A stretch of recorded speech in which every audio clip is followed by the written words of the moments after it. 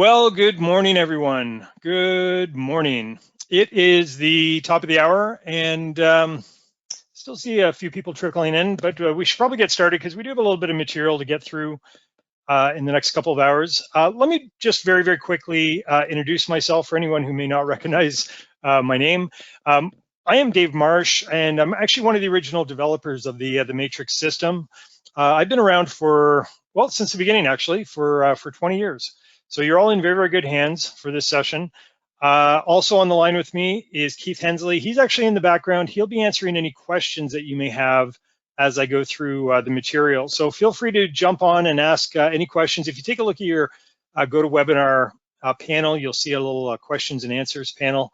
That's where you'll just enter in your question, and Keith will respond as soon as possible. So if it's any questions that maybe on something that you see during the presentation, or even if it's something that maybe I'm not actually presenting at the time, feel free to ask Keith. That's actually one of the benefits of these live webinars, is you have the opportunity to ask questions in real time and get responses in real time to those questions. So again, anything that you'd like to know, Keith is just as knowledgeable as I am about the Matrix system, so he's more than happy to answer any of the questions that you might have as they come in.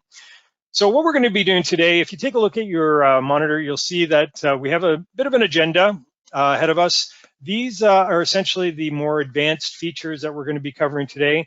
For anybody who wasn't on yesterday's call, we did it a beginner session. It's for basically new users of Matrix, but also for those who wanted just a refresher. Now, this is actually being recorded today. We recorded yesterday's as well. And if you take a look again at your monitor, I'm just going to jump into the help section, and I'm going to show you where I've uploaded that video from yesterday's presentation. So if you just select help from your utility menu and you go down, you'll notice there's a brand new panel here called Recorded Webinars. And just select 2024 Recorded Webinars, and you'll see here that this is yesterday's Matrix for Beginner session. So that was a 2-hour session, and we essentially covered all the basics of Matrix, things that you would typically use if you were a brand new user, just essentially setting up your system, doing general searches, et cetera, et cetera. But again, I highly encourage you to take a look at that video. In addition to this, if you do select that link, it's going to open up the video on our YouTube channel. And what I've done is I've actually itemized, in fact, I'll actually open it up here for you. I've actually itemized this as well, so you can take a look at the description area. And what I've done is I've itemized by placing timestamps beside all of the features that we covered. So if there's a feature here that you'd like to get more information on, just simply select the link, and that will jump directly to that part of the video. Again, just so you don't have to go scrolling through and try to find that specific section. So I'll be doing the exact same with today's session once it's been rendered and uploaded, and again, will be available for you. So as I mentioned, today we are going to be covering some of the more advanced features in Matrix, and we're going to start out with the dashboard. So in the dashboard, this is something that we covered yesterday. We're going to cover a little bit more of it today, and we're going to start essentially with the recent OneHome visitors panel. Now, the recent OneHome visitors panel is essentially just a collection of activity from the OneHome portal. Now, we're going to have a separate webinar on the OneHome portal coming up. I believe it is next week. Let's take a look here. Yes, the OneHome client portal on February 6th. So if you haven't signed up or registered for that, what I'm going to be doing is I'm going to be showing you the OneHome portal from the client's perspective. So you're going to see everything essentially that your clients see whenever you send them properties from Matrix. In addition to that, I'm also going to show you how the OneHome portal benefits you as an agent. So I'm going to show you how it's all sort of tied together on the back end for you inside of Matrix. Essentially, all of your clients' activity inside of OneHome, you're able to see that activity back inside of Matrix. So we're going to be covering all of that during the OneHome client portal session. It will take approximately 45 minutes. I set an hour for this, but it may take a few minutes more. But the bottom line is it's only about an hour long, and you're going to see everything that you need to know about the client portal. So essentially, the client portal is a repository for all of the properties that you send to your client. Whenever your client goes and visits the portal, they'll receive a notification from you, their agent. And when they do visit, you will see an indication of that here in the recent OneHome visitors section. So that's what this is. This is just, again, just to show you that there's been some recent activity in one of your clients' portal.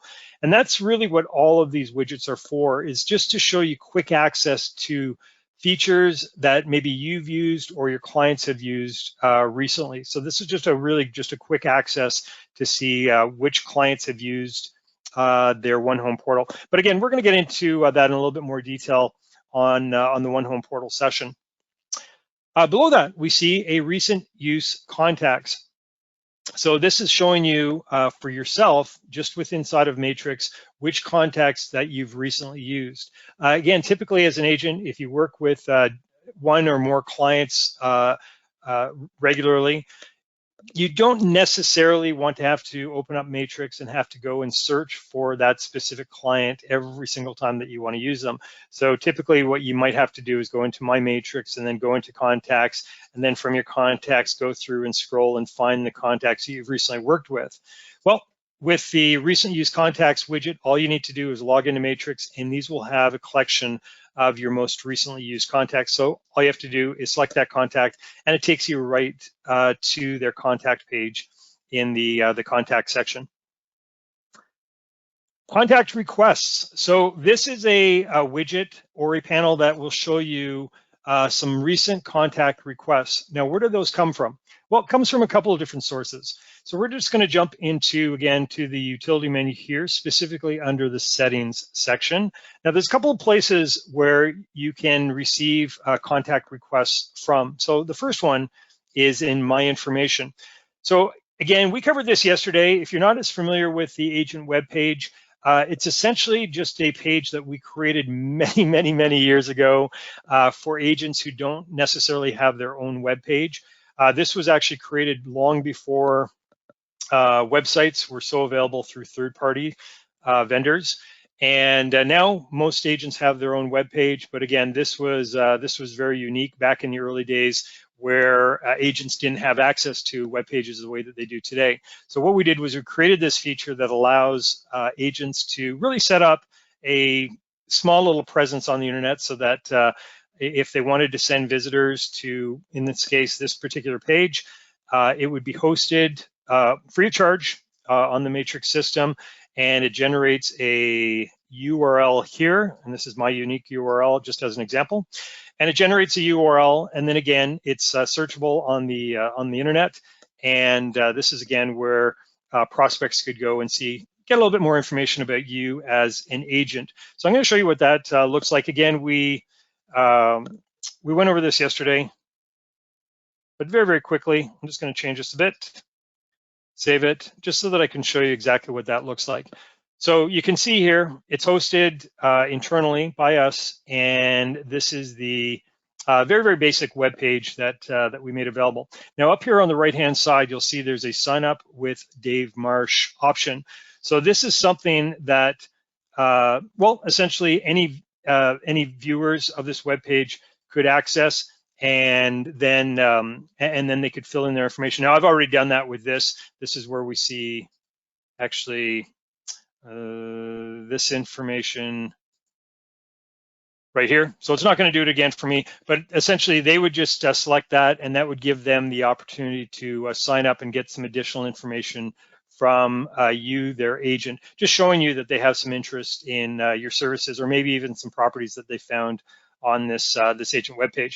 Now, when they do send that out, that's essentially just their name, their email address, and they can write a short little message to you as well. You will see that when they send that off, you will see that as a contact request here.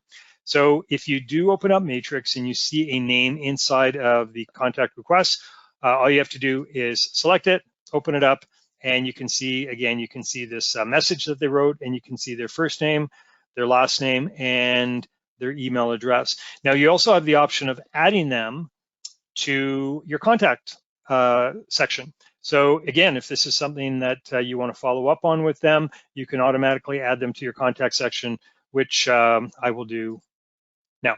So you can see here, if I go into my contacts and just do a search for Higgins, there's Ronald Higgins, the one that just sent me the contact request. And now he's got his very own contact page.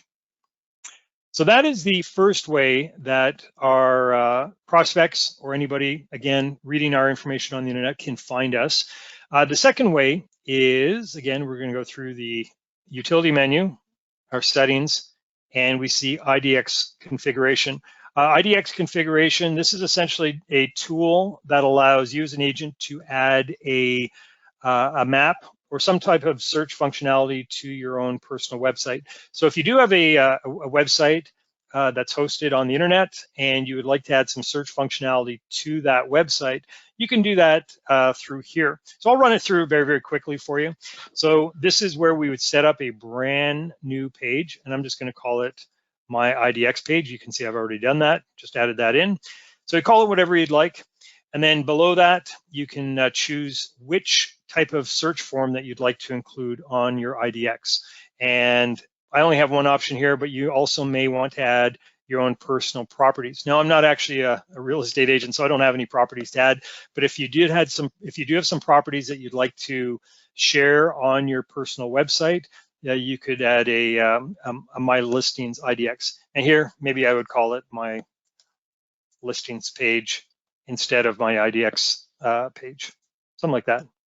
But I'm going to choose map, so I'm just going to call it my search IDX page, something like that. Now below that is, this is a tool that essentially allows me to choose how I would like my visitors to my website to be able to search. So maybe I want to allow them to search the entire MLS system. So essentially any area that's represented on the MLS system is open game. They can search anywhere. Now, I may not actually specialize in the entire system. Maybe there's just a certain part of the system that I tend to work in, I'm more familiar with. So I don't necessarily want to attract prospects that are looking elsewhere outside of that area. So what I can do is I can restrict searches to a very specific area, potentially the area that I like to focus in on. And to do that, all I have to do is select the map area. So I would open that up and then select where exactly I would like my visitors to focus in on. So maybe this area right here, just as an example. Right? So I would just save that. And now when they visit my website and they want to do a search for properties, they're not able to search outside of that restricted area.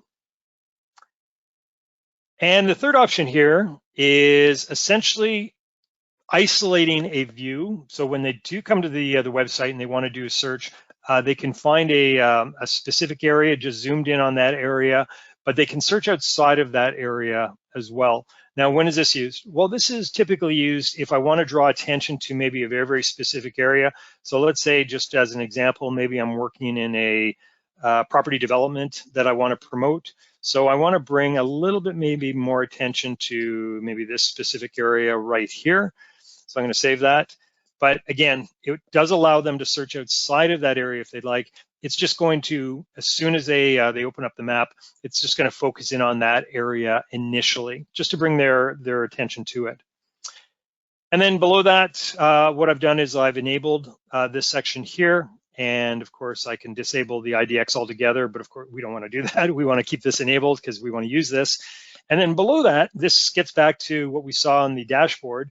This is a section that allows my visitors to the website, more specifically, that specific page of the website, to be able to sign up for additional information. So I'm going to save this. And you can see here what it's done is it's generated this HTML. Now, if you host your website with a third-party vendor, you'll or have a webmaster that maybe administers your website for you, or if you know HTML, this is very, very, very simple. Literally takes about 2 minutes to insert into an HTML page. Very, very, very simple if you want to share that with your webmaster. But if you add it yourself, all you do is you copy this and you paste it inside of your HTML of your web page.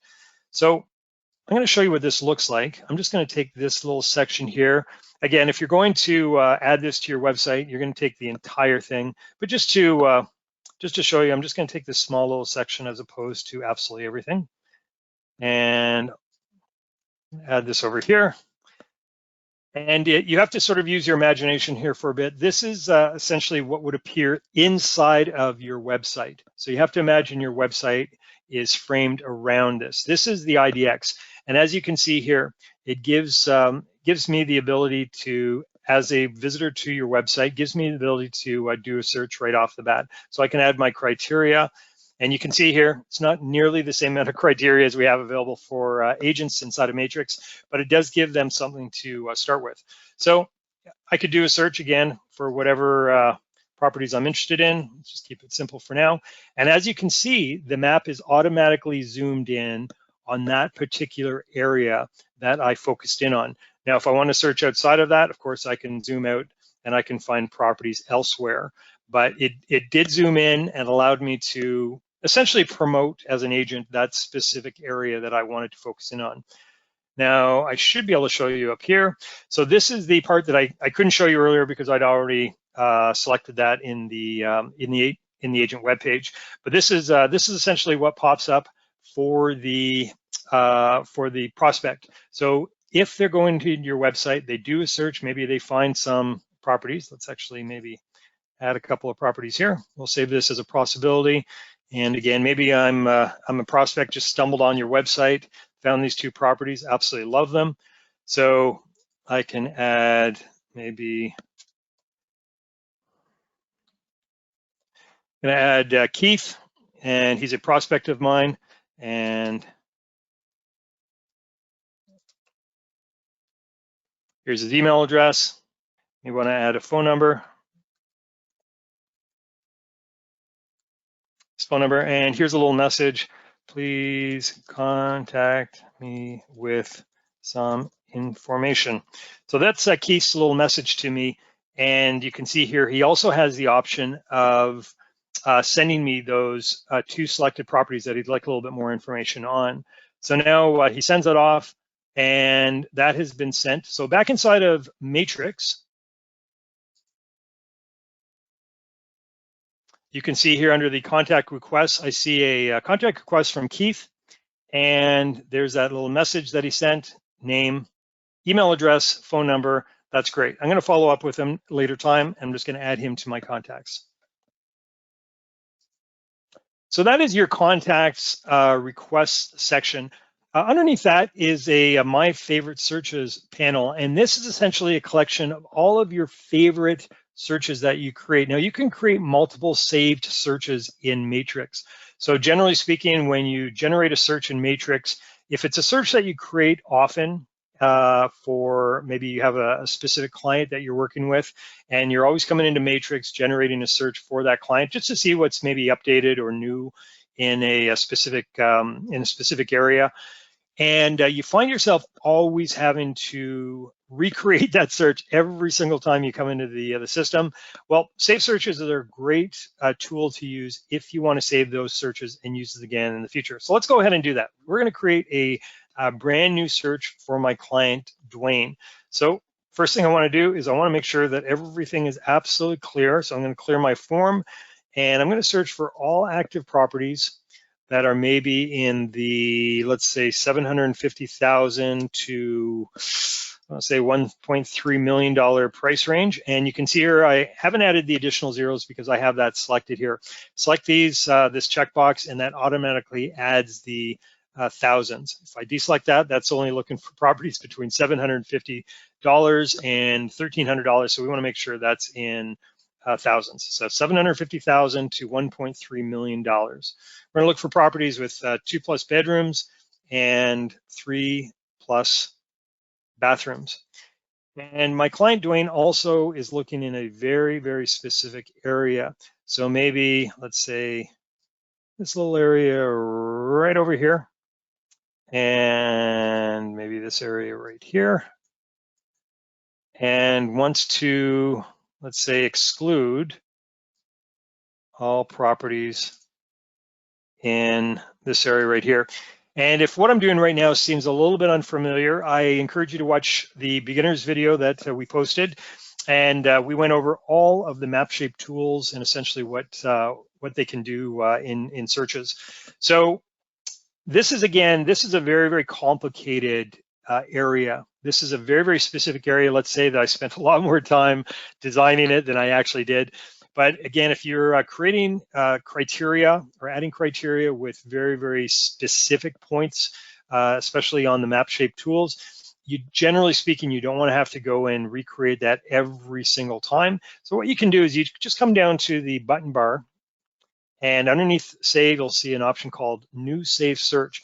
And again, that's going to allow you to save this search and use it again in the future. So I'm just going to call this Dwayne's save search. Call it whatever you'd like, something hopefully more descriptive than that.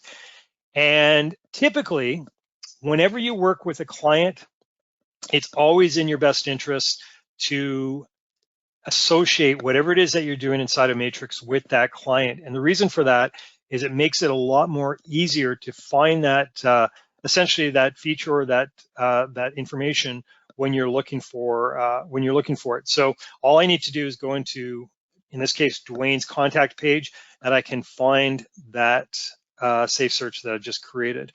Because again, I may have 100 different save searches, and if they're all named something maybe ambiguous and I'm not really sure what I called it, at least I know I can find that save search underneath that specific contact. So we're going to associate this one with Dwayne. Now you'll see here, I also have another option to enable this as a favorite search on my home page. And again, this is essentially for searches that you use on a regular basis. So if you're only working with a handful of clients, generally speaking, you probably don't need a search that you may have saved 5 years ago, because chances are that client is inactive at this point. So there's really no reason to add that particular search to the dashboard. But this is a recent client. This is a client that's active. I'm essentially running searches for them every single day. So I want to make sure this is accessible by adding this to the dashboard. Now you can see here, I can add up to a total of 10 searches, 10 of my saved searches to the dashboard for quick use. All right, so I've saved that. And then again, from my dashboard, you see underneath my favorite searches, I now have Dwayne Save Search. So all I need to do, as soon as I log into Matrix, is select that, and it takes me immediately to their search results. And again, this is real time. So if any of these, essentially these listings have changed since the last time that I ran that search, I will see up-to-date information on those search results. All right, so we're going to jump back to the dashboard, and I went over this yesterday, but this is important. I would consider this not only for new users, but this is also more advanced. This is essentially a feature on the dashboard that I find, in my experience anyway, that I find most members don't use to its full capacity. So I want to go over this, the hot sheets and the MarketWatch, just to highlight some specific points that you may or possibly may not be missing, but just to make sure that you're aware. So hot sheets and MarketWatch. These are essentially tools that will show you activity in the system. So generally speaking, when you run a hot sheet or a MarketWatch, it's to see any type of, let's say, status changes in the system, or maybe price changes in the system during a certain period of time. And one of the reasons why I wanted to highlight, and specifically the hot sheets for you, is hot sheets are, again, a lot of times that I notice, hot sheets are typically used to see just general activity in the system, and you can definitely use it for that purpose. However, one of the reasons why we initially created hot sheets is so that you could assign activity to a specific client's area or criteria.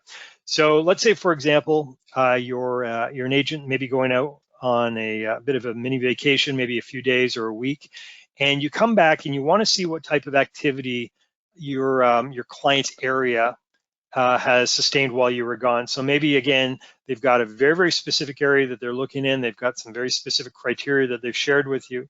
So what you can do with hot sheets is you can set them up so that when you come back, instead of just seeing general overall activity, you can set them up so that you're seeing a very specific client's activity. So you can see here what we've done is we've added, what do we have? 1, 2, 3, 4, 5, 6, 7 default hot sheets to the hot sheet widget. Now, again, this is how, in my experience, it's typically used, where an agent will come in and they just want to see general overall activity, maybe for, in this case, residential properties over the last, let's say, maybe 3 days. So they'll select residential. And again, that's going to show me all of the activity for the entire system over the last 3 days. And we can see there's 112. So that means there's been price increases, price decreases, new properties, sold properties, withdrawn properties, expired properties. All of this activity is what's occurred during that time frame for residential properties. And you can definitely use it like that if that's how you'd like to use hot sheets. However, what you may want to also do is configure this so that it's actually showing you the activity for a specific client. So let's say, for example, same scenario, I'm going away for a week and I want to see what type of activity there's been for Dwayne when I come back. So what I'm going to do is I'm going to customize a hot sheet. Let's create a brand new hot sheet here. And we're going to customize it just with Dwayne's criteria. So Dwayne is looking for residential property. Now, I can leave it as residential. However, that's going to be, again, a little bit ambiguous. I'm not really sure when I run it what it is I'm actually running. So I'm going to call this something very specific. I'm going to call this Dwayne's price increase, decrease, and area, because that's what I'm going to add. I just want to see the price increases, price decreases, and the activity for the area that Dwayne's in. Call whatever you'd like. This is just something that's recognizable for me. So what I want to do now is I want to update the criteria. So again, we're not interested in seeing all of the activity. In this case, we're really just interested in seeing the price decreases and the price increases. And again, not for the entire system, but just for the area that Dwayne is interested in. So I'm going to zoom in or zoom out from my map. And again, this is the area here that Dwayne has asked me to keep an eye on. And again, you can add any other criteria that you'd like for this form. I'm just going to keep it simple for now. Just add Dwayne's area and what type of activity that we're interested in. And here, we'll move this up so it's at the top here. And that's it. So now you can see I have a customized hot sheet for myself. And as soon as I log into the system, again, maybe I've been away for a week. So I come back in. I just want to see the activity in Dwayne's area while I've been gone. Again, not all the activity, but just the price increases and the price decreases. So I'm going to choose 7 days from my dropdown, and then I'm going to select my custom hot sheet. And you can see over the last week, there's been 5 price increases or decreases in Dwayne's area. So again, this is how we can create custom hot sheets for each of our clients. Now we can have a total of 10 hot sheets in this area, and as I mentioned, we had 7 default hot sheets to begin with. So that means I can add 3 additional ones, or what I can do is I can actually come in and I can remove any of these default hot sheets. So maybe I never specialize in commercial properties. So again, I can get rid of that, and I can free up another space for one of my custom ones. So if I do want to add another contact, I can add them there. Maybe you're approached and you want to do commercial again. So you want to set up a commercial hot sheet. No problem. All you have to do is select add, and then from your drop down, select commercial again, and just add it back in. But the bottom line is you can only have a total of 10 hot sheets there in total. And as far as the time frame goes, most of these are pretty self-explanatory, the 24 hours, the today, 3 days, and 7 days. If, let's say, for example, you want to do a hot sheet for new only, what this is going to do is this is going to show you just the new activity that you haven't yet already seen. So again, I've signed into Matrix. Let's say I want to maybe run cross property. Now, if you're not familiar with what a cross property is, this is essentially just a collection of all your different property types. So in this case, we're going to see activity for residential, commercial, lot and land, absolutely all the different property types all mixed together. And again, we're going to see just the ones that we haven't seen yet. So we should see, well, pretty much everything. So we see 65. So here's 65 changes in the system for all the different property types today. Now, let's say I go off and I do other things in the system. Maybe I build a CMA, maybe I build some stats, whatever it is. I come back an hour later and I just want to see the new changes that I haven't yet seen. Because again, remember, we saw 65 an hour ago. I want to see just the new changes that I haven't seen since then. So what I'm going to do is, I'm going to select new only from my dropdown, and then I'm going to select cross property. And we probably won't see anything here because we just selected it a few moments ago. That's right. So this is empty. And again, let's assume that it was an hour later and maybe we see 3 or 4. Well, that means that those 3 or 4 that we're looking at are brand new since the last time that we looked. So we've already seen our 65. These are 3 or 4 brand new ones. But again, because we just ran it a few moments ago, I wouldn't expect that there'd be anything that quick. And below that, we see this session. So this is an accumulated total. So we're going to run again the cross-property hot sheet. And here's our 65 again. So this is all 65 during this session, right? So essentially today, there's been 65 changes so far. And then we go off, we do other things in the system, come back an hour later. And if we want to run that again using this session, what that's going to do is it's going to add any new activity to the ones that we've already seen. So again, I'm pretty sure we're only going to see our 65 here, but we're going to assume that it's an hour later and maybe there's been 10 additional activities. Then what we would see here is 75. So there'd be the original 65 plus the 10 new ones. So the bottom line is, if you just want to see the new activity that you haven't yet already seen, select new only. And if you want to see an accumulated total of everything, select this session. And finally, the custom. This is going to come into play very shortly. But with custom, this is going to allow you to view any activity within the last 30 days. And that's how hot sheets are essentially defined, as recent activity. So we define recent as 30 days. So if you do want to run any of these hot sheets for the last 30 days, just choose custom. And in this case, we'll do Dwayne again. So I've been away maybe for 30 days on my vacation. I come back and I want to see all the activity since I've been gone. So I'm going to select my time frame. And again, I can choose anything between today and 30 days ago, but we'll go to the second. I think that's 30 days. Select OK. And we can see in the last 30 days in Dwayne's area, there's been 11 properties that have had a price increase or decrease. And I went over that a little bit quickly. So let me show you one other little option. Back to custom. Below that is another option, and this allows me to get very specific on the time frame that I want to run that. So it's on the day that I'm actually running the hot sheet. So I can choose, let's say, for example, between 7 a.m. this morning and maybe 9 a.m. So in that 2-hour window, I want to see if there's been any price increases or price decreases in my client Dwayne's specific area that he's looking in. Probably won't see anything, but if we do, this is that's the tool that you want to use to search for it. All right, so below the hot sheets is the Market Watch. So as I mentioned, hot sheets are a great tool to use if you want to customize a specific hot sheet for a client. So if you want to add all of the client's criteria so you can just see the activity in that specific client's area with their criteria that they're looking for, you can create multiple hot sheets to show you that information.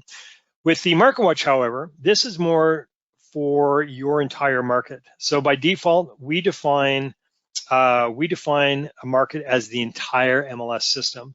So again, as soon as you log into Matrix, if you want to see the activity for the entire system, all you have to do is run a default Market Watch. So in this case, we see that, well, we'll just do today. So today you can see for residential properties, there's been 5 brand new listings today so far. There's been 2 price decreases today. If I want to see those price decreases, all I have to do is select, and these are the 2 price decreases that we've had. So this is a really good tool if you want to just maybe keep an eye on the overall market, see what's going on in the market. We can do the same thing for any of these different property types. So maybe jump to commercial, see if there's been any commercial activity today. So we see that there has been 1 brand new commercial property added. If if we want to see maybe over the last 7 days, we can see activity for that time frame as well. So again, this is a great tool if you just want to see activity for a specific market. Now, again, by default, it's showing you the entire system. But as I mentioned earlier, you may not be interested in the entire system. Maybe there's a specific area of the system that you tend to focus in on. That's your market. So what you can do is you can set it and customize your specific market. So again, by default, it's showing me everything. But I'm really just interested in, let's say, this area here. So again, because I'm more focused in on this area, I don't really care what's going on outside of these parameters. So I'm going to set that. And now you can see I've got in this case, my residential market defined. And so now when I open up Matrix, I'm really only looking at the data that pertains to me personally. So I can see that in my specific market today, there's been 2 brand new listings, 1 price decrease, 3 sold, and 3 expired. And again, if I want to see what those are, all I have to do is open it up. But again, that pertains to my specific market. Now you're going to have to set those for each property type. So again, because commercial property may be in a different area than your residential property that you tend to focus in on, you'll have to come in and customize this property type as well. So that's intentional. So again, just gives you the flexibility of being able to change areas for specific property types.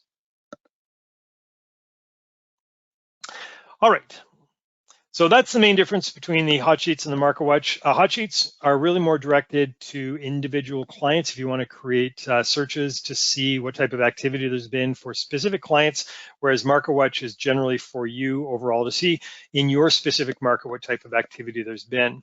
Now, what I want to do now is I want to segue over into somewhat searching and just cover some of the search functionality that we didn't necessarily cover yesterday. And we're going to start with the history. Now, this is why I mentioned earlier with the hot sheet, we're going to dive into this a little bit deeper into the history search. And this is again, this is a search that's going to allow you to search for activity in the system. So it works essentially very, very similar to what we saw in the hot sheet, but there's a little bit less restrictions here. So let's say, just as an example, if I want to see, well, we use price increase and price decrease again. You can see price increase, price decrease, and let's say maybe let's say my date is, well, we'll use 1st of December to the 31st of January. So that's a couple of months. And what do we have here? 404 matches. We'll just do for maybe residential properties. So we'll say 230 matches. So you can see here, it works essentially the exact same way as what I showed you with the hot sheet. But again, this just goes back a little bit further. So it allows me to search different time frames, but really just gives me the exact same information, which allows me to see activity for specific listings during a specific period of time. Jump into another search that you may or may not be familiar with, which is the open houses. And as the name would suggest, this is a search that's going to show me what open houses are coming up on the market. Again, I think at this point you're very familiar with how to use most of these fields. What I typically do when I do open house searches, I want to see what's coming up in the future. So I will add a time frame. So let's say, for example, between maybe today and maybe a week from now. So you can see I've got, in this case, I've got 50 properties that are coming up. And the main thing that I want to point out here is, well, you could sort them by date. So if you do want to see maybe in a specific area, or a specific time frame, which ones, just add the date. So if you want to break that down in a little bit more detail. From here, now again, we went over this yesterday, but I'll cover this again for you. From here, let's say, for example, there are just a handful, we'll say these ones here, just a handful of properties see where those are. So we have a lot of properties here, somewhat mucking up the map. So I want to show you here, just if you were interested, if I just wanted to isolate to maybe their very specific ones, go down to refine, and I can narrow it down to just these ones. Because again, maybe these are just the only ones that are happening today. So I'm not really interested in maybe viewing the other ones. So what I can do is I can narrow my search results down to just this particular day. Now from here, and again, especially on the map here, makes it a little bit more legible. I can see all of these properties and they're quite spread out here. So from here, if I'd like, what I can do is I can create driving directions and do a little bit of a tour of these open houses. And again, maybe because of time frame, one of them starts a little bit later or so. What you can do is you can reorganize these according to different times. So when you do reorganize them, here, bring this one up here. So when you do reorganize them, you're going to, of course, have to recalibrate your directions. And of course, these are your driving directions that you can email out or you can print off.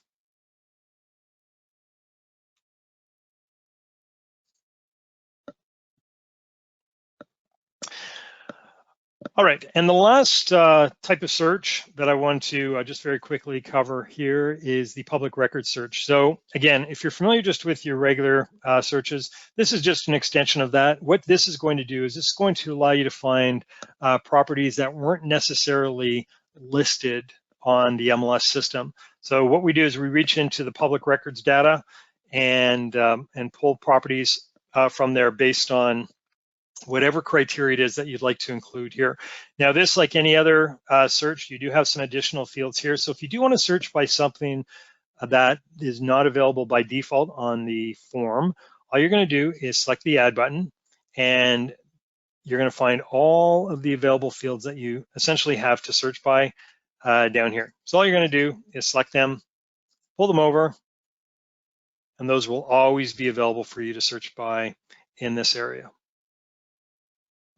Now, one search that, just to demo this, just so we can pull up some results here.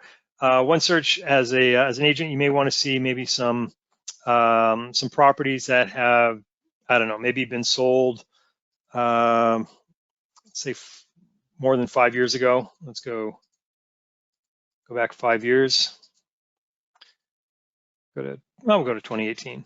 So let's say 2018.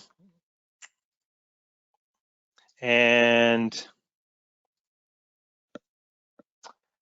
we see 5,000 plus, of course. And let's say that we're really just interested in the active properties here on the system. So we see there's 500 and change. So these are the 564 properties that are currently active that have been sold for over 5 years' time.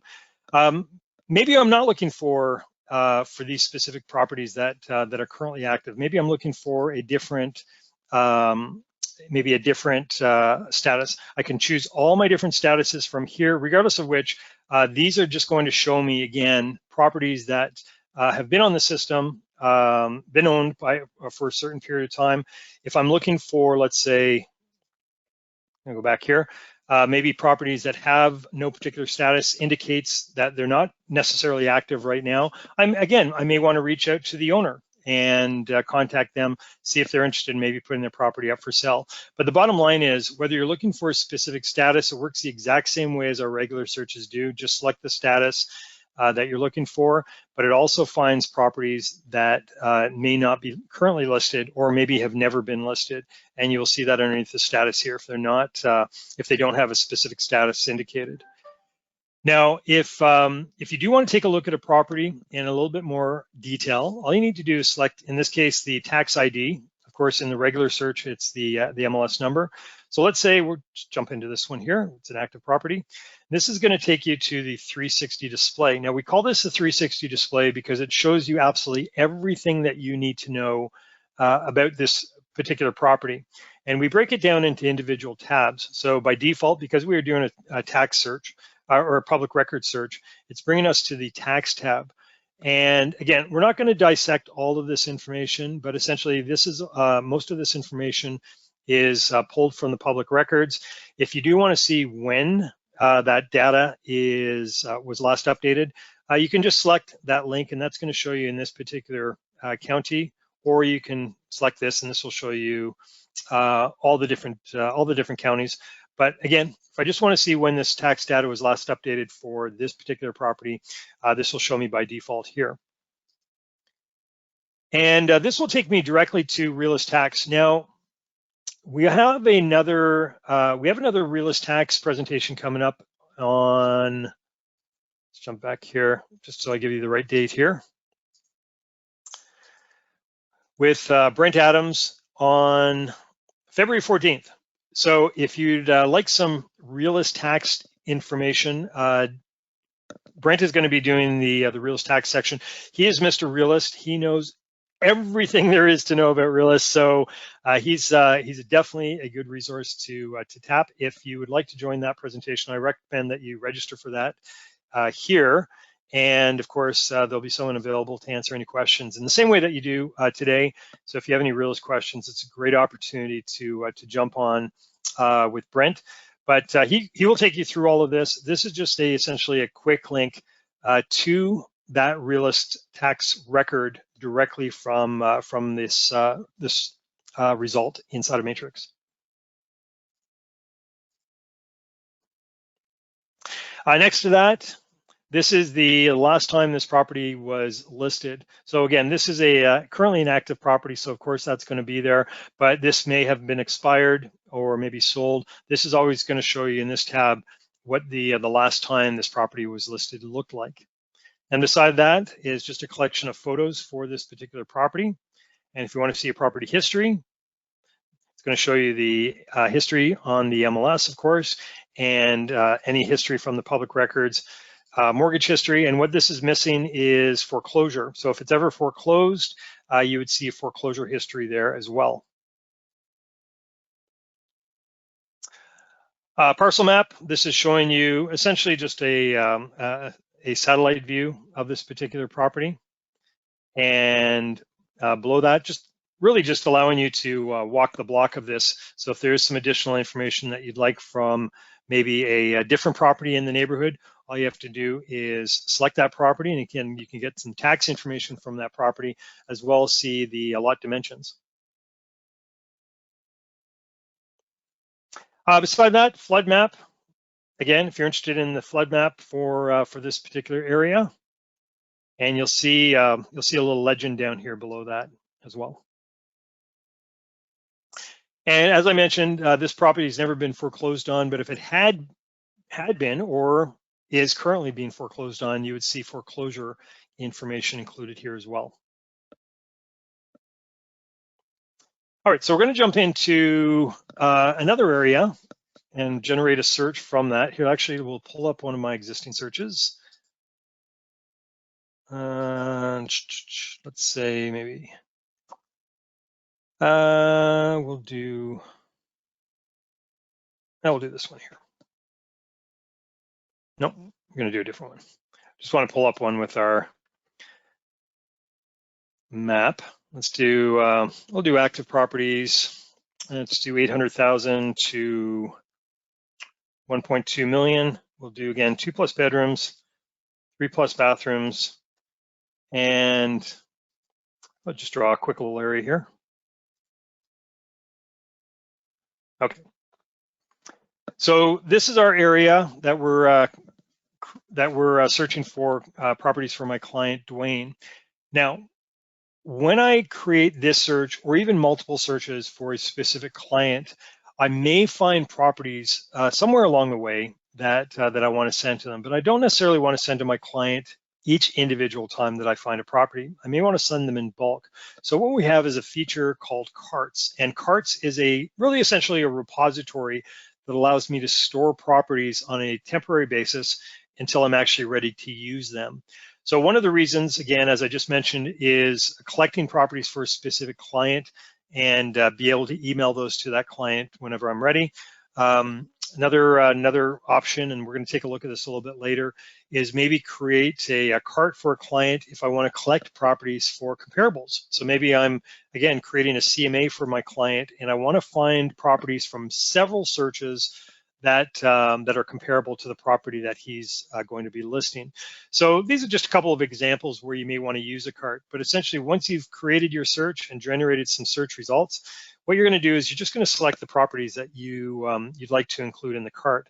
So here's a couple of tools. We have a single checkbox and we have a multiple checkbox. So I'll use a multiple, and let's say maybe just these 4 properties here, and use the single checkbox to select maybe this one and this one. So we've got 6 properties that we want to add, and you can see here, if I go over to the results, these same 6 properties are selected here. And these are going to be for my client, Dwayne. And more specifically, I'm going to go over to my carts from my drop-down list. You can see I have several carts that are created right now.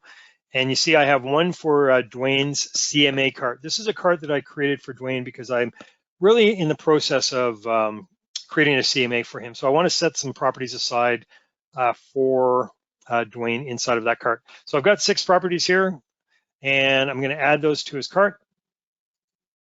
And now you can see I've got 12. So that's the 6 that I've just found plus another 6 that were already in his cart. Now what I'm going to do is I'm going to do a brand new search. Let's jump into maybe this one here. And maybe I just find 3 properties here that would be perfect for my client, Dwayne, just maybe something that he's looking for in a new property. So again, open it up, and I see that, well, I've got 1 cart here for Dwayne, but that's a CMA cart. So what I want to do now is I want to create a brand new cart for Dwayne that has nothing to do with his CMAs that I've been setting aside. So I'm just going to select new cart, and we'll call this Dwayne's, maybe just general cart. And again, as I mentioned earlier, it's really good practice if you create anything for a specific client to associate it with that client. So we're just going to associate it with Dwayne. And that's it. So I'm going to save, and we're going to see those 3 properties have now been added into Dwayne's cart. And just to bring this full circle, if I go into Dwayne's contact page,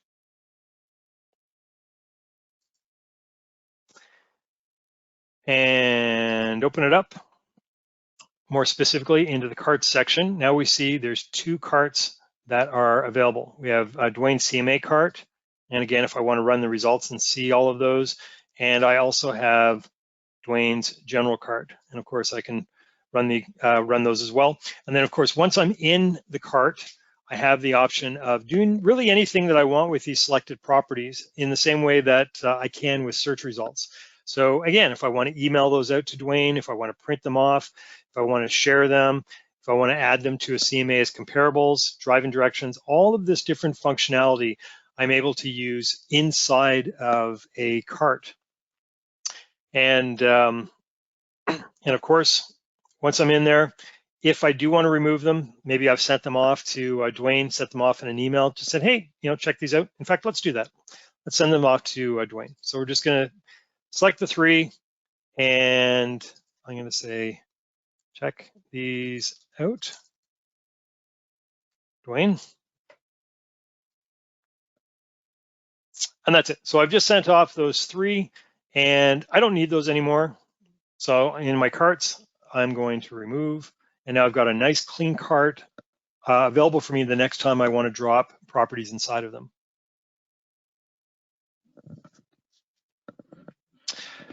All right, so that brings me into auto emails. So this was an example of a direct email that I just sent. What I'm going to do now is I'm just going to generate a brand new search. And again, we'll just use, say, go back. You'd create a brand new one. So this time, let's do a search for active properties, maybe between, say, $1 million and $1.5 million, with 2+ bedrooms and 3+ bathrooms in this particular area here.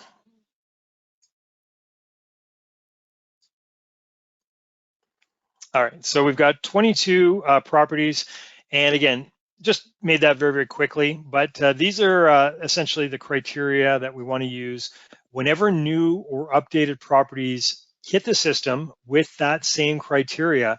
We want Dwayne to be notified. So as I mentioned earlier, we've got direct emails, and those are, generally speaking, those are for properties that we just find on the fly, and we want to send out to our client just to see whether or not they're interested in those properties.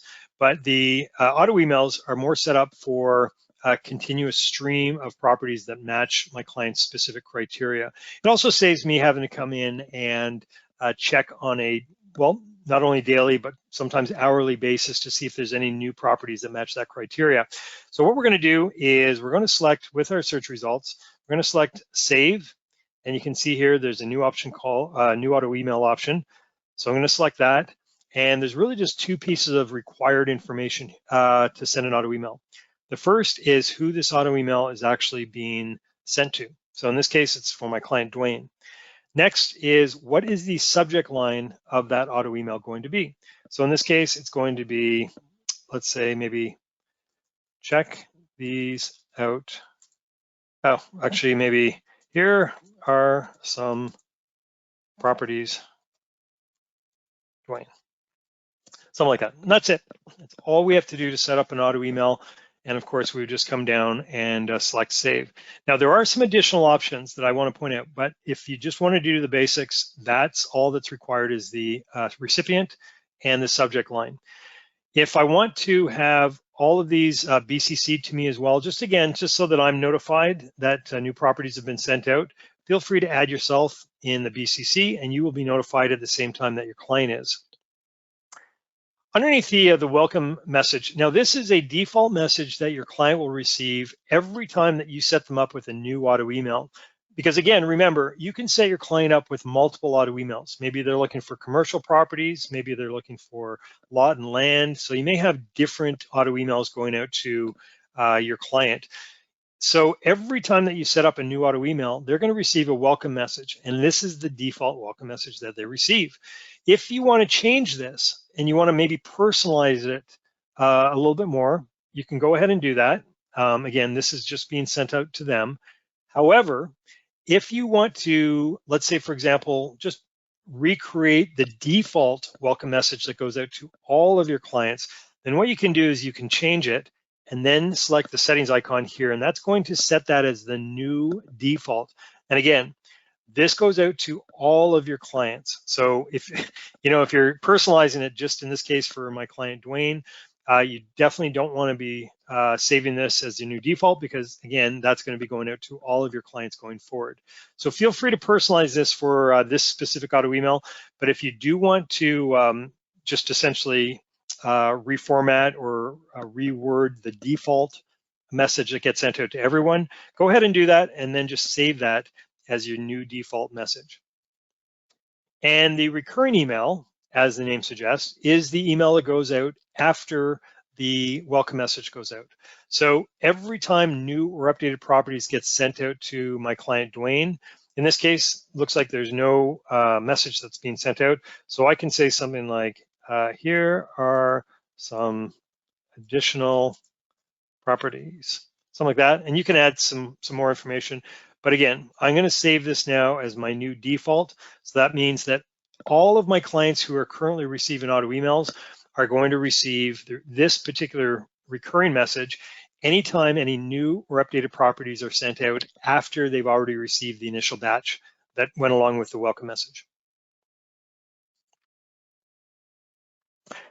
The email signature. So again, this is something that we went over in the beginner session, but suffice to say, if you do want to add an email signature, just going to go to that section. If you do want to add an email signature, feel free to include your logo. And in this case, I added my photo and any other information that you'd like to include as well. So that's going to be sent out, as we'll just see here in a few moments. That's going to be sent out with all of your outgoing messages from Matrix.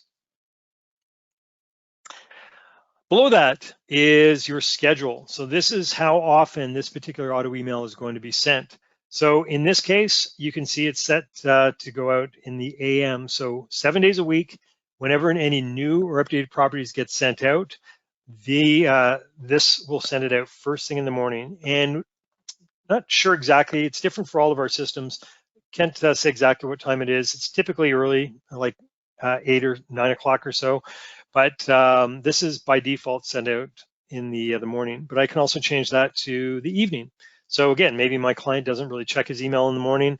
So I'm going to send out all of the properties that are new or updated since the last time they received this auto email. So in this case, let's say on Tuesday, it's going to send out all the properties that have appeared since Monday evening.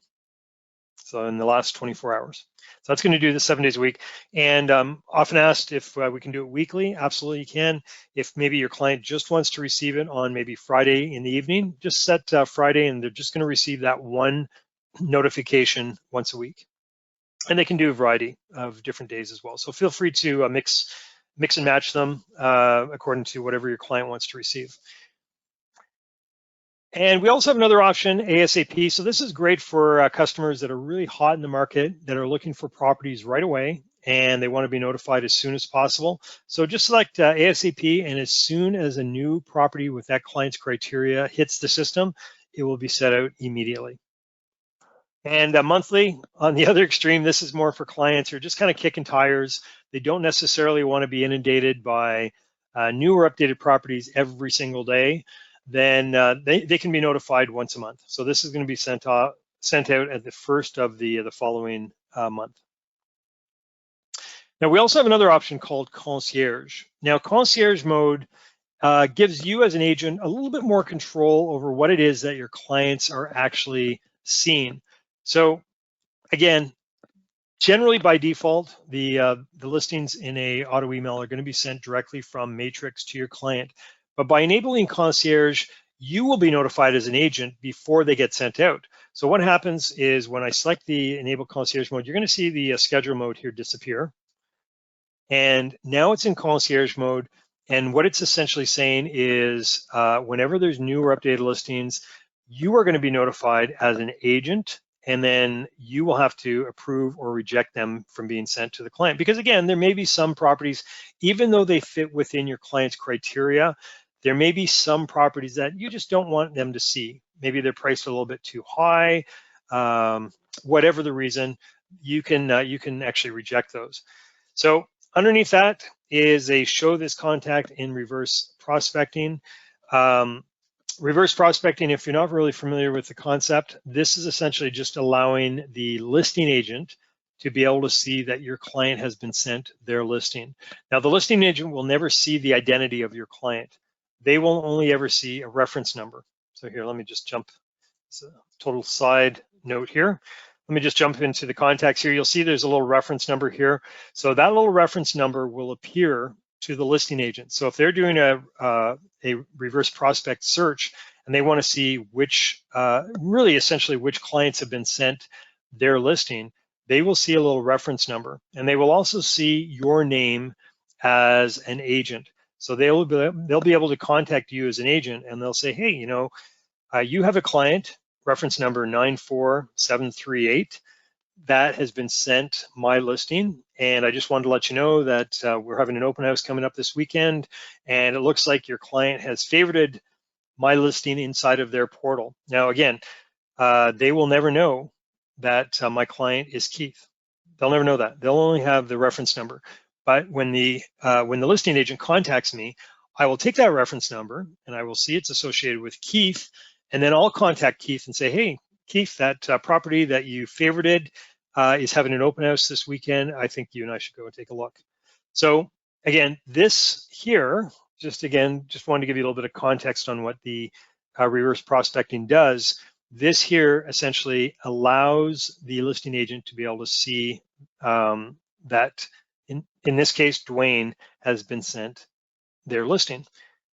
If I deselect that, then that hides them from the listing agent.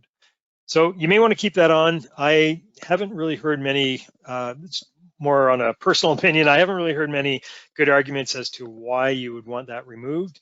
It's often very useful for the listing agent to be able to see who's interested in their property and for them to be able to relay that information to the buyer's agent. And then below that, if I want to enable this, again, you already know what a favorite search is on the dashboard, but if I do want to enable this search on the dashboard for quick access, I can do that from there as well.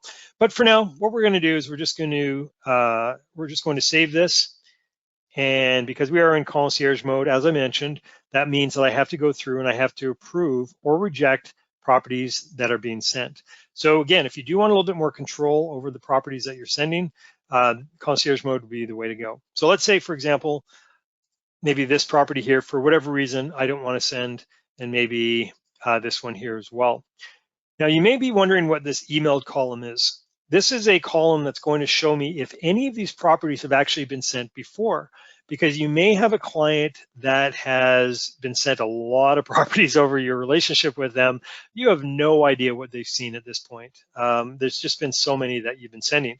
So what we've done is we've added this column here that will give you a date if there has been, if this property has been sent before. Now you can see here, it says never because this property has never been sent previously to this client. And if it had been, then we would see the date that it was actually sent.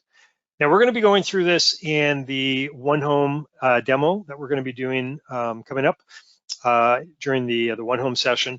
But these other columns here, the property fit columns, there's a tool inside of OneHome that allows your clients to add a little bit more information on what it is that they're looking for in their ideal home.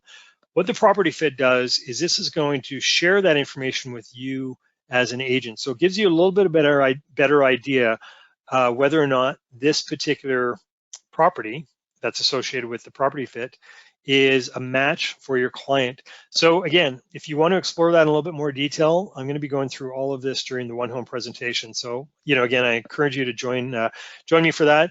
Just register on the dashboard. But for now, we're just going to remove these two properties. Again, for whatever reason, I just don't necessarily want my my client to see those. So I'm going to reject those, and we're going to go from 22 properties down to 20. So now we're at 20 properties. I've got my 20 here that I'm going to approve. If I ever want to just maybe second thoughts, I want to go back and approve those two, I can unbucket those from the rejected pile. In this case, I'm just going to approve the 20. And that has now been sent out to my client in a email notification. So again, as part of my OneHome presentation that we'll be doing, I'm going to take you through this process. In fact, I may even start from this point again, just with a auto email, and then I'm going to take you in. I'm going to show you from a client's perspective what it is that they see whenever they receive a notification from Matrix. Now, if you want to see a collection of all of the auto emails that for a specific client, you can see them, in this case, underneath their contact page. So like everything else, again, it's worth repeating. If you do anything for a client, it's in your best interest to associate it with that client. A lot of the time, it's automatically associated, for example, with the auto emails. And of course, this is where you're going to manage any of those auto emails. So if you do have multiple auto emails for a specific client, you'll see them all selected here. And again, just come in and you can change the settings. In this case, if you have a client that maybe is going away on vacation and doesn't necessarily want to miss any properties while they're gone, maybe they're just not checking their email as often, then what you can do is you can come in and you'll recognize this. This is essentially the form that we used to configure the auto email initially, but there's a new option here. It's called enabled and disabled. So again, if your client ever reaches out to you and asks you to disable an auto email, just come in, disable it, save it, and you can see that it's been disabled by the agent.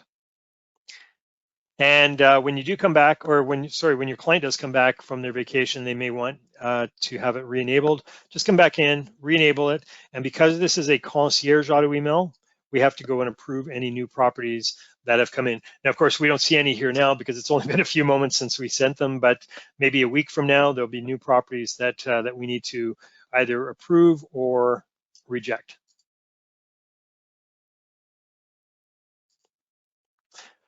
All right, so we're going to switch gears here, and we're going to go into CMAs. Now, there are a couple of, actually a few different ways that you can create a CMA in Matrix. So let me go over and start with the first one, which is finding comparable properties from a general search.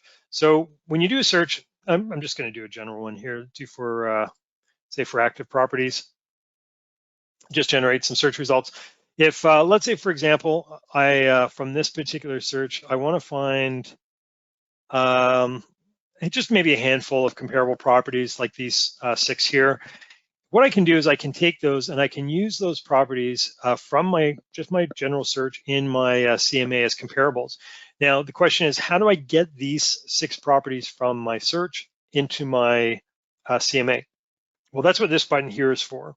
So down here on the button bar, if I select CMA, you can see that takes me to the CMA wizard, and we'll be going through the CMA wizard process in a few moments here. But you can see when I get to the comparable step of the CMA, those 6 properties are now here. So what I've done is I've taken them from my regular search results and I've brought them over to use in the CMA that I'm about to create. So that's one way of starting a CMA, is from just a regular search. Another way of starting a CMA is by finding my subject property and then finding my comparables based on that. So again, let's just do a general search here. And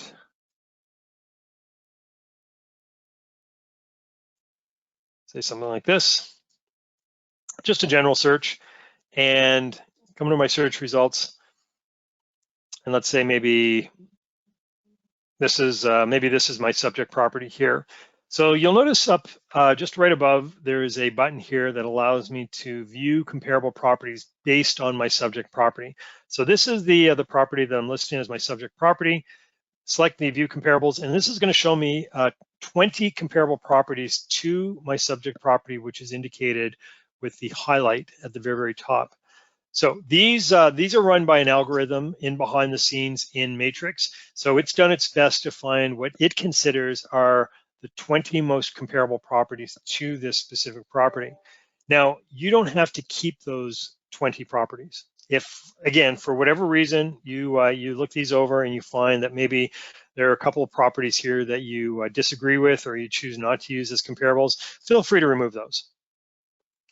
You also have the option of adding additional properties. So let's say, for example, maybe you want to come in and change your criteria a bit. This is the criteria based on the algorithm that we ran. And again, this criteria is going to be different based on whatever properties that you're searching, but this is the default for this particular search. So if you want to change it, again, this is the area that it found. Again, maybe I want to increase the area. Whatever criteria that you want to change, the default criteria that you want to change, go ahead and change that. Generate your search results, and then again, from your new search results, maybe there are, we'll say, 3 properties that you want to use for comparables. So we should have 21 now. Yeah, so now we have our 21 properties. So we removed 2 and we added an additional 3. So these are the 21 comparables that we want to use for this specific subject property. We also have, I don't want to call it a quick CMA, but don't want to call it a quick CMA, but this is essentially the ability for me to jump back here.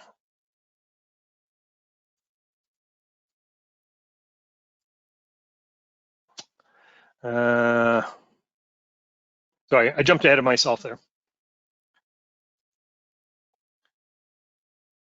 There, we'll just add, we'll add another one. Just get back up to our 21. Okay. So what I meant to hit was this one here. So this is just not necessarily a quick CMA, but more of a quick report that's going to show you, in this case, these selected pages. So we have 4 pages that we can choose from. I'll just add them all so you can see what they all look like. And here, I'll set that as my default so that every time that I do generate a report, it's going to include these pages. So just to show you really quickly what that looks like, this is essentially just a collection of those 21 comparable properties in, again, for lack of a better word, a quick CMA report form. And just while that's generating, there we go, you can see that. And again, very, very quick to generate, just based on whatever comparables it automatically found. If you do want to generate a full CMA, which is what we're going to get into now, which is the third way of creating a CMA from scratch, what you can do is you can pull that information into the CMA wizard. And this is what I selected before, brought me there a little bit prematurely. And from here, what I'm able to do is go through and generate a full CMA, which is what I'm going to take you through now, which is the third way. So again, the first way is starting from scratch. To start your search from scratch, find the comparable properties that you want to use, and then in the button bar, select CMA, which will pull those selected properties into your CMA wizard. The second way is finding the subject property first, and then finding the default 20 comparable properties based on that. And then you can generate a quick report, CMA report, or you can pull those properties into the CMA wizard. And the third way is from scratch. So that's what we're going to do here. So underneath my matrix, my CMAs, and start a brand new CMA from scratch. And I would just go through each individual step and create my CMA. So I've actually created one just in the interest of time here. So let's pull that one up. And I'll take you through the individual steps that I use to create this. So of course, I'm just going to edit this CMA. And the very first step here is selecting who this is for. And again, this gets back to what I was saying earlier, just about associating everything that we do with a specific client so we can find it easily. In this case, we can find it in their contact page under the CMA tab. Next are the pages that I want to include. Now, by default, all of these pages are empty.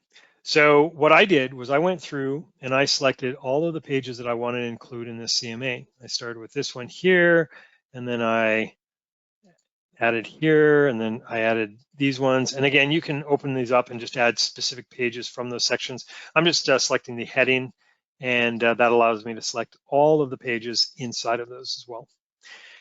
Now, I also chose to include a custom page. Now, the custom page is something that you can load up in this section here. Now, I'm going to show you in a few moments, once we're through with the CMA, we're going to jump into stats, and I'm going to show you how to generate and save a stat as a PDF. And PDFs are a great resource to add to your CMAs as well. So if you do have a CMA page that you'd like to include in the PDF form, you can save it to your hard drive and then just upload it into this section here. So just select choose file, pull it up from your hard drive, and then save that as your custom page in the CMA. And then once it's been saved, you'll see all of your custom pages listed here. And of course, I've just added it. And of course, you can place this wherever you'd like it to appear. Now, once you have the order of all of your pages, so this is exactly how the pages are going to be printed out, essentially, whether in the PDF or whether you choose to print them. This is how they're going to appear. If you want to save this as the default, so every time that you generate or create a CMA in the future, you don't have to go through this process of adding the pages. Just select these set as default, and these pages will automatically be there in this particular order. Now, if the CMA that you're creating, for whatever reason, maybe you just don't want this particular page here, you can delete it. It doesn't change your default. It just removes it for this one CMA. Your defaults are still there. Subject property. So I went ahead and I chose my subject property already. And the way that I did this was I did this from a search. So what I did is I came in, I just did a general search for my subject property, added my criteria, found the area that I was in, because it's already on the system. And I just wanted to do a search for it. Now, of course, I can also do it from a MLS number. So if I have the MLS number, I can add it here. If it's not on the system, all I have to do is select this, and then I can go through and add my my information into the empty fields.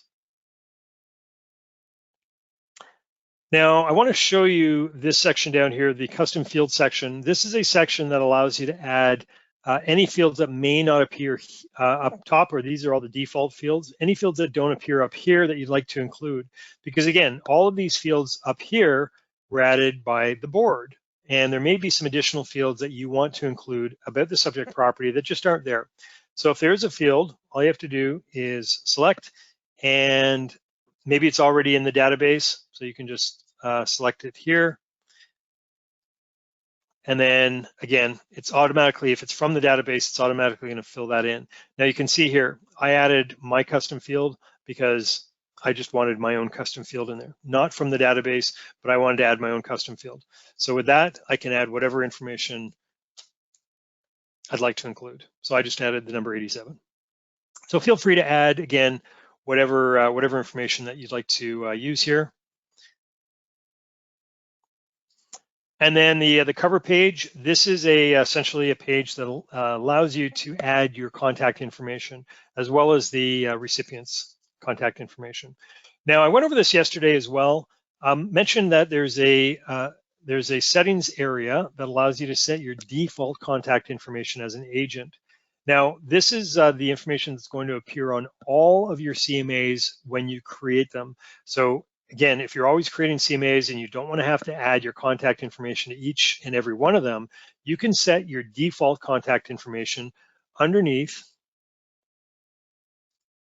into this section here, underneath the settings, my information, CMA cover sheet. And this is, again, this is where your default information is going to be set. Now, if you want to change your default information just for this particular CMA, for whatever reason, maybe there's just some information from your default that you don't want to share with this particular client, then all you need to do is override my information for this particular CMA. So that won't affect any of the information that you have on your default page.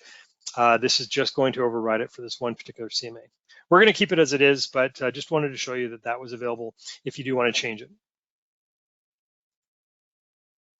Comparables. So this is a section I mentioned a couple of times already that if you wanted to just start your CMA from just a regular search and go find some comparable properties and pull them into your CMA, you could do that from just a regular search, and that would pull them into this section here. Same thing if you wanted to start your CMA from finding the subject property and then having Matrix automatically find you those, in this case, the default 20 comparable properties. And then you could pull all of that information into your CMA as well. Those comparables would land here as well. If you started from scratch, then of course there's not going to be any comparable properties here, so you're going to have to do your own search. And the way that I did that was just to select add from listings. And what it does is it retains all of the criteria that I used to find my subject property. So it's automatically going to fill that in for me because it knows, well, it's got to be comparable, so it's probably going to be in the same area. So it kept my map shape. It's probably going to be same number of bedrooms and bathrooms and price range, et cetera, et cetera.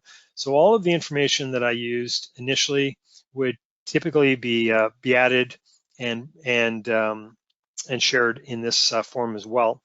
So I added some solds and some expireds, generated my search results.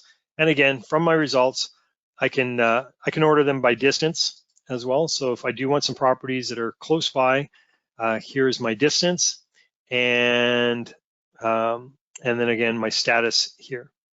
So I see some actives, see some expireds, see some solds. So I'll just add a couple, maybe these two here.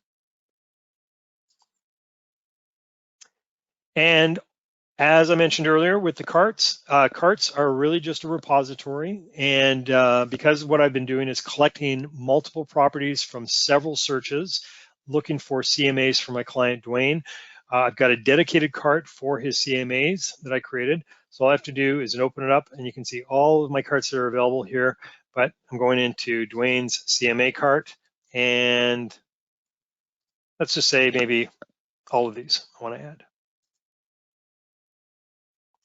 So now I've got 18 properties that I'm comparing based on a search that I've done on my own, and also the searches that the properties that I brought over from searches in the cart. Next one over, map. This is just going to show me where these properties are located relative to my subject property. So see, some of them are pretty spread out. Next over, completely optional step. This is a price adjustment step. This is just going to allow you to further refine or adjust the prices of properties that may not be as comparable to your subject property. So you can see here at the very top is my subject property, and below that are all of my comparable properties. So your properties are going to have different features associated with them that may be a little bit different than what's available in your subject property. So this is a page here that allows you to further adjust the values to make them just a little bit more comparable. So I actually loaded them up already with a couple, starting with the bedrooms. So you can see here, my subject property has 3 bedrooms. Now below that, my comparables, you can see, have different number of bedrooms. So this one has 3, this one has 4, 4, this one has 5. Look at these. So what I've said is that a bedroom in a, $700,000, $800,000 home is worth about $25,000. Now that's something you may want to speak with an appraiser about, but I just added just a general number, 25,000. That's the price I put on what a bedroom is worth. So you can see here, in comparable properties that have the same number of bedrooms, I don't need any price adjustments because, well, it's got the same number of bedrooms as my subject property. So it doesn't need any further refining.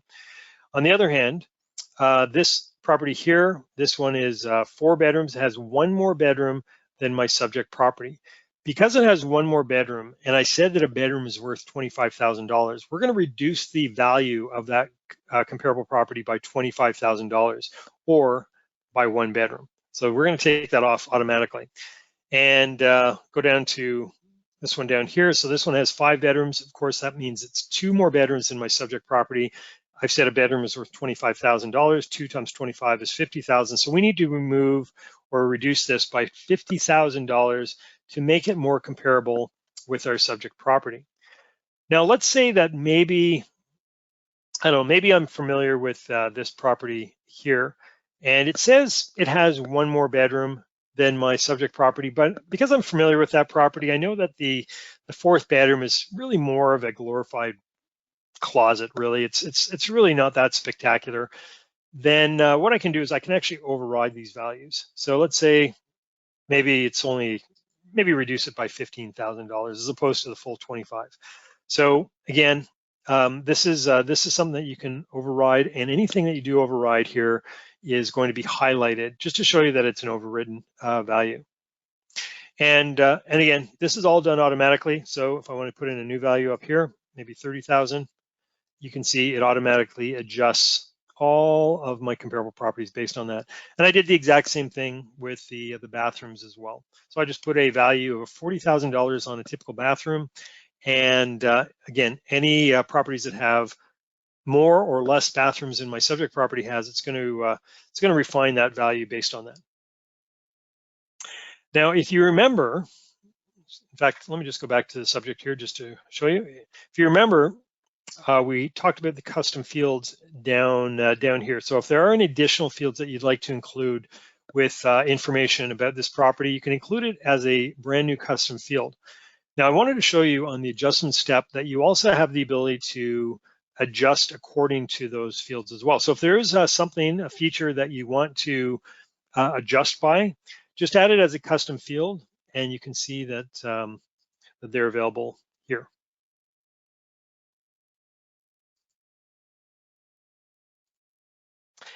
Pricing step, this is just going to show you the low, median, average, and high values of the properties. And of course, if they've done any adjustable adjustments, it's going to show you the values of those as well. And if you want to add maybe a suggested list price for that, this will be printed with the CMA, as well as any additional notes that you'd like to include. And then finally, finish is going to allow you to generate the CMA, and this essentially generates it as a PDF, and then you can save that PDF, of course, on your computer, on your hard drive, and then if you'd like, you can email it out directly from Matrix as well to your client. Now, we don't actually send the CMA itself. What we do is we send a link to the CMA. These documents tend to be pretty big, so we want to make sure that it doesn't congest your client's email account as it's waiting to download. So we send a link, and we keep that CMA active on the system for, essentially for 6 months. So they have 180 days to check that CMA. Generally speaking, most of the information on there is going to be outdated long before then, but it is available for them to take a look at within 180 days. So that link will be active for that long. Now, if you do want to extend the time on that, feel free to just come in and do any type of adjustments to the CMA. Like I said earlier, chances are 6 months into it, that CMA is going to be long expired. The prices are all going to be irrelevant by that point, or most of them. So you may want to come in and just regenerate based on more current data. And of course, that's just going to restart the timing process. So they'll have another 6 months from when you regenerate that information. All right, so that's going to segue into our stats. Now, just like CMA, there are a couple of different ways that we can create a stat in Matrix. So let me jump into maybe this search here. I'm gonna find one with maybe something a little bit more complicated here. Let's do 700, oops, let's do maybe 700.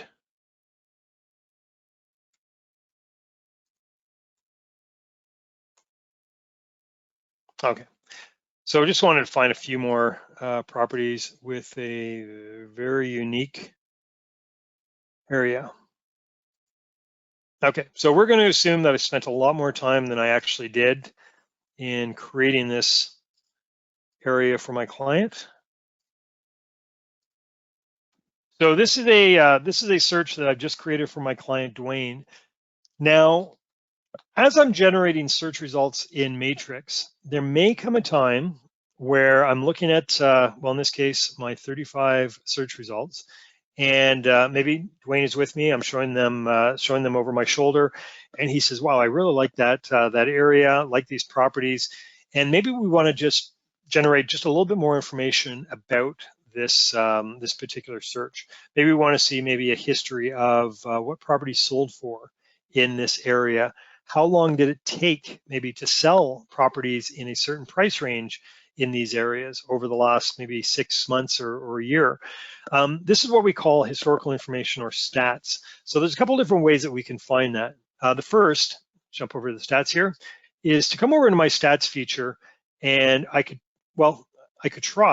enter in all of that same criteria all over again. Again, I could do a search for residential properties that are between 700 and 1.5 million dollars, and et cetera, et cetera. I could add all my information all over here again, but when it comes to creating my area, it will be, well, I was going to say difficult, but it's actually going to be impossible for me to create this exact same area as I did over here.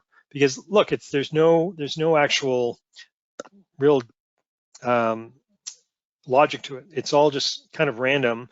And again, if I did try to actually get very, very specific, maybe I spent a lot of time building this. There's no way that I'm going to be able to replicate it over in my map here. So the first way that I want to show you how to generate a stat is by jumping down to the actions menu, and more specifically on the stats feature here, and you're going to see an option called charts. And what this will do is it will take all of the criteria that I used to create this search, and it will import that over into my stats feature. So I don't have to go and recreate it. And you can see here, it's added my price range, it's added my property type, and well, there's really no other information that I added, but it's got the map here. And that's the most important part for me, is I don't have to go and recreate that. So that's what the charts button essentially allows me to do, is import all of my criteria over into my stats module so that I can generate stats from that. So that's the charts. And we're going to come to that in just a second. And the other option here is tabular. So if I want to run some tabular stats on these 35 properties, all I have to do is select tabular, and this will show me the minimum, maximum, average, and median values of all 35 of those properties for these particular fields. Now, if I just wanted to run some stats on maybe some very specific properties, let's say maybe just these 5 here, again, just come in, select the 5 properties that you want to run tabular stats on, and does the exact same thing. So again, we're just looking at now these 5 properties.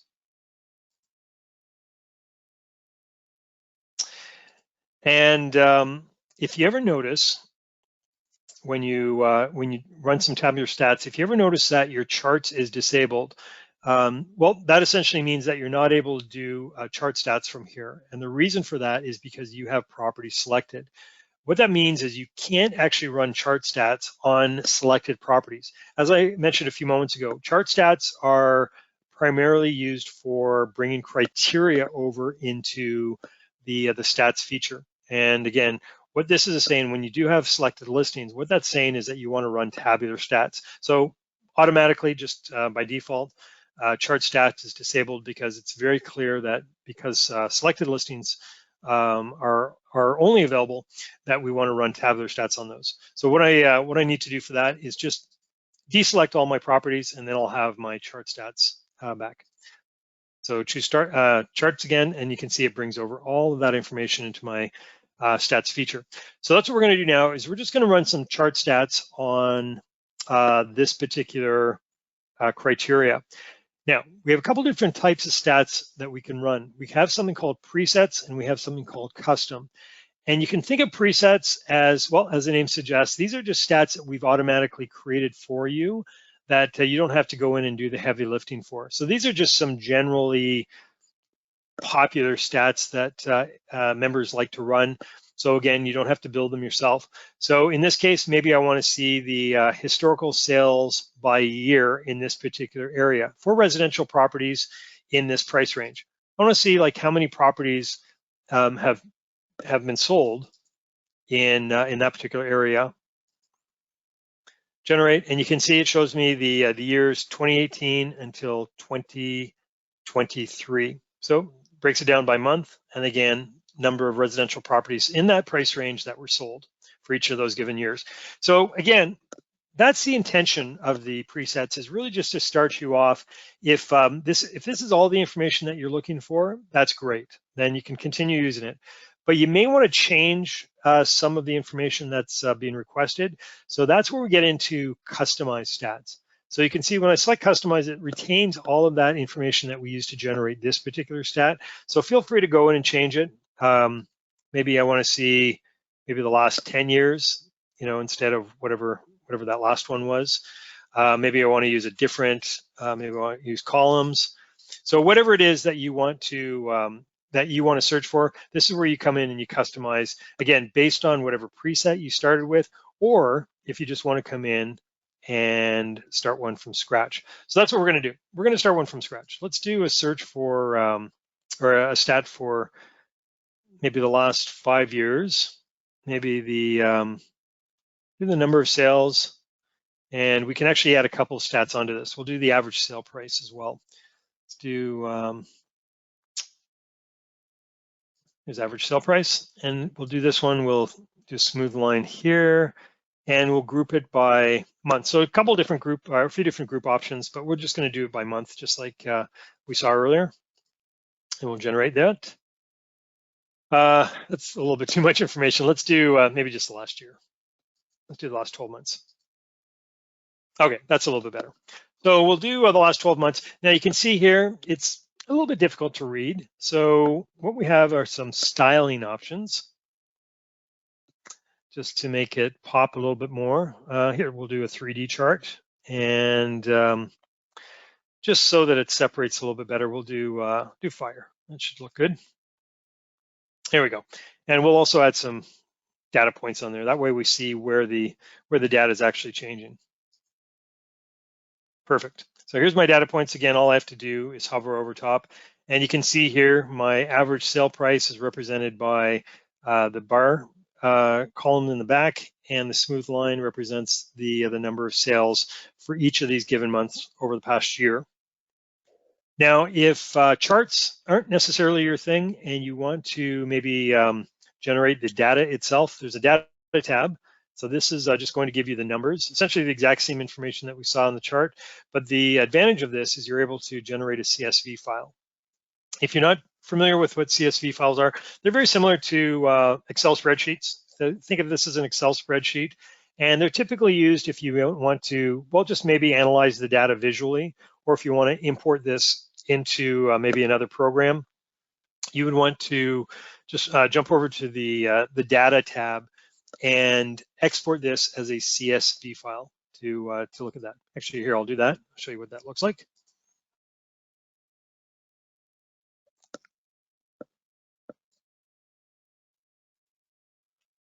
And you can see it's got all the information that I'm looking for just in a tabular form.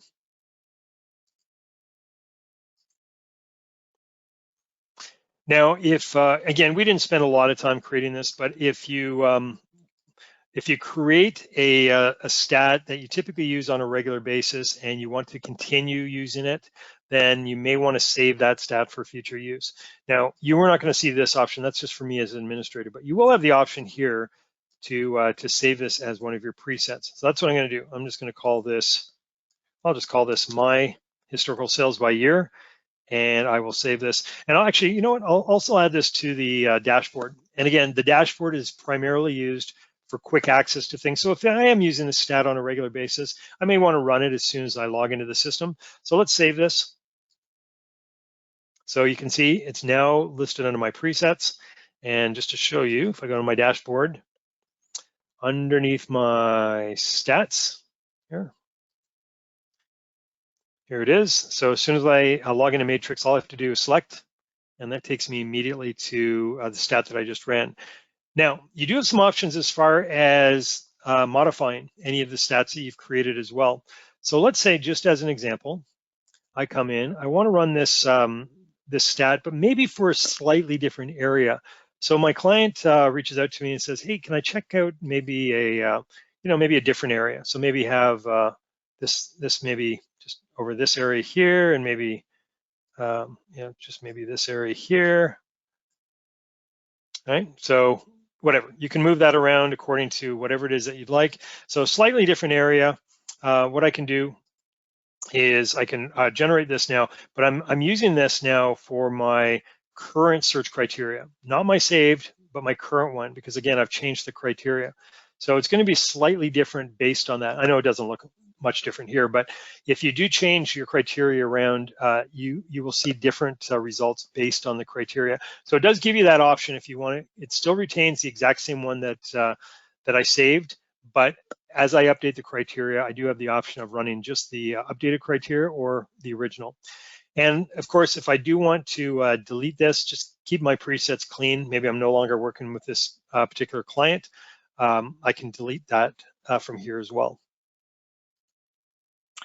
And finally, if I want to email this out to my client, maybe this is, again, just a stat that I want to share with them, I can email this out. So here, let's send it off to Dwayne. And I can just say, here are some stats.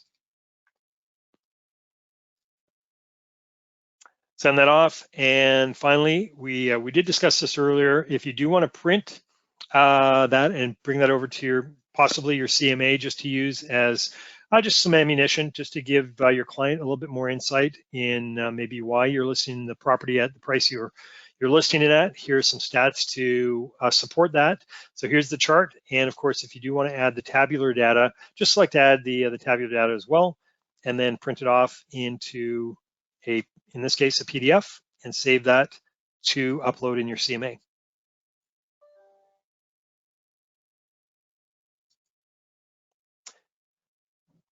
All right, so here's everything you need to know about the stats. The last thing I want to cover just before we finish up here are the resources that are available to you for any questions that you may have and any features that you may not be familiar with inside of Matrix. So you saw this somewhat at the beginning. Underneath the utility menu, we see the help section, and essentially all of these panels contain resources to all the different features inside of Matrix. So this is really essentially the main one here, which is the Matrix video tutorials. So this is a great resource here. If you just select Matrix on YouTube, these are specific playlists. So what we've done is we've broken them into all the videos, all the Matrix videos just for agents. We have OneHome videos, again, for agents, because again, things that you do inside of Matrix as it pertains to OneHome are separate than things you do inside of Matrix that pertain to Matrix. So those are divided into two separate playlists. And then, of course, we have OneHome for end users, which are your clients. So we have a playlist with all the videos that will speak more directly to them. So I encourage you to take a look at those. If you want to sign up, subscribe to that channel, you'll be notified of any new videos which are always being released. So this is one great place for resources in the help section. Another place is in what we call the Learning Lab. And to get to the Learning Lab, I'm just going to put up on your dashboard here, is this widget. Now, this is a little bit misleading. It says Matrix Learning Lab. It's actually way more than just Matrix. We just refer to it as the Learning Lab. And the Learning Lab will essentially have resources, let's pull this up, for all of our different products. So in this case, Matrix, OneHome, MLS Touch, Prospect CRM, Realist, and if you want to see some on-demand videos, they'll be there as well. So this is, again, a great resource to view all of the content that that you have questions on. So just scroll through, do searches, find the specific feature or video that you're looking for, and all the videos that I pointed out to you previously on this page here are also available in the Matrix Learning Lab. So again, either way, whether you want to search for them here or in the Learning Lab, I definitely encourage you to go into the Learning Lab and access it. And that uses the exact same information that you use to sign into Matrix. So you don't need a separate credentials to get into this area.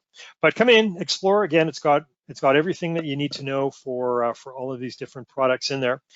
So with that, I wanted to thank everyone. I know this was a long session.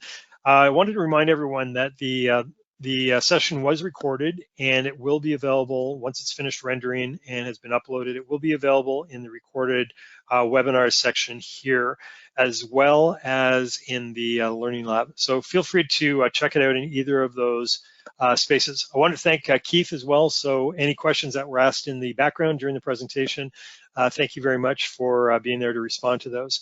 So thank you very much, everyone. Last reminder, just to come into the dashboard and select to register for any of these upcoming presentations in the next few weeks.